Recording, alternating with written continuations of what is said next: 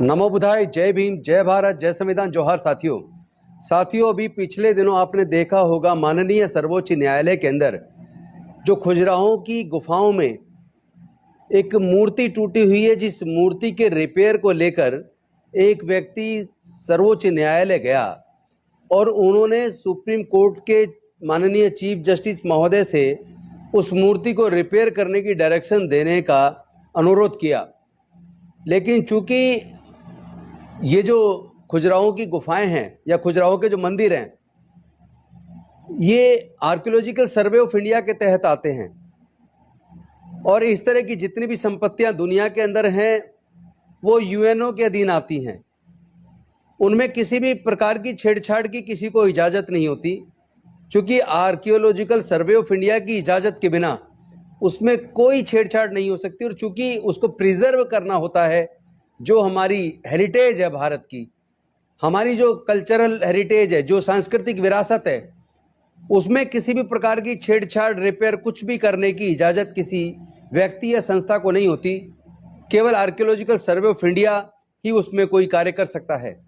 तो माननीय सर्वोच्च न्यायालय ने यही तर्क देके उनकी याचिका को खारिज किया, तो वो जिद करने लगे और उसमें माननीय सर्वोच्च न्यायालय के मुख्य न्यायाधीश महोदय ने कहा, बी.आर. गवई साहब ने, कि भाई ये कानूनी रूप से तो संभव नहीं है, आप अपने विष्णु से ही करा लो। इस टाइप की कोई बात कही, और वो भी संविधान की वजह से, चूंकि संविधान वो इजाजत नहीं देता कि सर्वोच्च न्यायालय उसको रिपेयर करने की कोई आदेश दे पाए। इस बात पर बहुत सारे लोग टूट पड़े, बहुत सारे जातिवादी, मनुवादी लोग सर्वोच्च न्यायालय के मुख्य न्यायाधीश के खिलाफ अनर्गल टिप्पणी करने लगे। संविधान की भी पूरी तरह उन्होंने अनदेखी कर दी। यानी उनकी नजर में सुप्रीम कोर्ट के चीफ जस्टिस की वैल्यू नहीं है, वहां भी वो उनकी जाति तलाशते हैं। और उसी के ऊपर अनिरुद्धाचार्य यानी अनिरुद्ध राम तिवारी, उन्होंने पिछले दिनों एक कथावाचक हैं, तो कथा के दौरान पब्लिक के सामने खुलेआम सर्वोच्च न्यायालय के मुख्य न्यायाधीश को एक तरीके से मारने की धमकी दी, उनके छाती को फाड़ने की धमकी दी। और ये वही अनिरुद्धाचार्य हैं जिन्होंने महिलाओं के बारे में, 25 साल से अधिक की महिलाओं के बारे में बेहद अपमानजनक, शर्मनाक टिप्पणी की। और वो ऐसी टिप्पणी जो मैं अपने मुंह से दोहराना नहीं चाहूंगा। यानी जिस अनिरुद्धाचार्य को भी एक मां ने जन्म दिया, उस अनिरुद्धाचार्य की नजर में मां की कोई इज्जत नहीं है, बहन की कोई इज्जत नहीं है, बेटी की कोई इज्जत नहीं है। उसका मस्तिष्क इतना विकृत है, इतनी गंदी मानसिकता उसकी है। उसका तो यह मानना है जिसकी 25 साल से अधिक की उम्र में अगर कोई शादी करती है तो वो एक तरीके से उसकी नजर में तो वो वेश्या के बराबर है। तो ऐसे व्यक्ति जो इतनी घृणित सोच रखते हैं, इतनी घटिया सोच रखते हैं महिलाओं के बारे में, और जो बिना ज्ञान के, जो शायद छठी पास या फेल हैं, जिन्होंने कभी स्कूल में जाके अध्ययन भी नहीं किया, कोई काबिलियत भी अर्जित नहीं की, ऐसे अनिरुद्धाचार्य, उनको क्या अधिकार है किसी के आरक्षण के बारे में बोलने का? कभी आरक्षण के बारे में बोलते हैं, तो कभी सरकार के ऊपर टिप्पणी करते हैं, कभी सर्वोच्च न्यायालय के जजेस के बारे में टिप्पणी करते हैं। आखिर इन गुंडों के अंदर इस तरह की हिम्मत कैसे आती है? इतना बोलना, इतने सवाल करने की ताकत इनके अंदर आती कहां से है? और मुझे तो तरस उस जनता पर आता है जो ऐसी घटिया मानसिकता वाले व्यक्ति की कथा को सुनने के लिए जाते हैं। क्या आपके अंदर भी बुद्धि नहीं है? जिस व्यक्ति की नजर में इंसानियत की कोई कदर नहीं, जिस व्यक्ति की नजर में देश के संविधान की कोई कदर नहीं, जिस व्यक्ति की नजर में मां, बहन, बेटी की कोई इज्जत नहीं, बहन की कोई इज्जत नहीं, ऐसे व्यक्ति को की कथा को सुनने के लिए आप जाते क्यों हैं? आखिर उसके पास है क्या? वो तो पढ़ा लिखा भी नहीं है, कोई विद्वता भी नहीं है, केवल एक धर्म के आधार पर लोगों में जहर घोलने का काम ये व्यक्ति करता है। खुलेआम सर्वोच्च न्यायालय के मुख्य न्यायाधीश का अपमान कर रहा है, धमकी दे रहा है। इसको मैं पूछना चाहता हूं भारत की सरकार से कि भारत की सरकार के नजर में भी भारत के संविधान और सर्वोच्च न्यायालय के मुख्य न्यायाधीश की कोई इज्जत है कि नहीं है?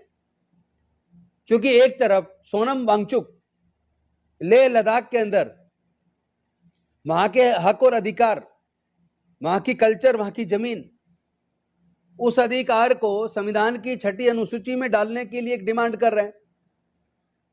लेह लद्दाख को पूर्ण राज्य का दर्जा मिले, वहां के लोगों के हक और अधिकार सुरक्षित हो।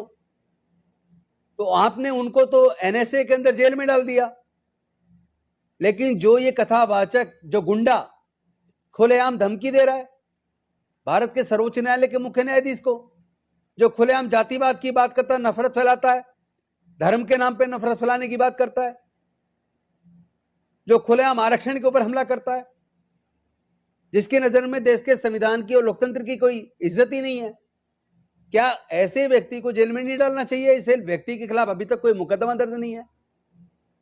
क्या सर्वोच्च न्यायालय के बाकी किसी न्यायाधीश को उसको सू मोटो बुलाकर कंटेम्प्ट ऑफ कोर्ट नहीं करनी चाहिए?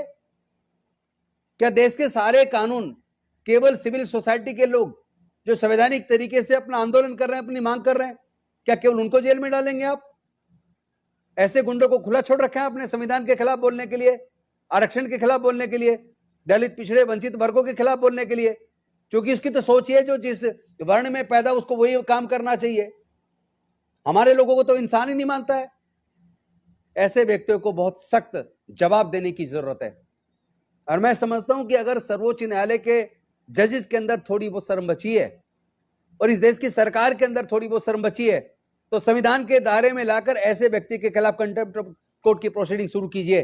अन्यथा हम मानेंगे कि इस तरह के धर्म के खिलाफ बोलने वाले, दो धर्मों के बीच वैमनस्य पैदा करने की बात बोलने वाले, संविधान के खिलाफ जाकर टिप्पणी करने वाले, देश में नफरत का जहर घोलने वालों के साथ आप हैं। इसके खिलाफ कानूनी कार्रवाई कीजिए, इसमें जेल में डालिए, इसके खिलाफ मुकदमा दर्ज कीजिए। और ऐसी खबरें देखने के लिए सब्सक्राइब बटन को दबाएं, फिर बेल आइकन की घंटी दबाएं। अपना भारत को बचाने के लिए बहुत जरूरी है। हर खबर को शेयर करें, लाइक करें, कमेंट जरूर करें। शुक्रिया।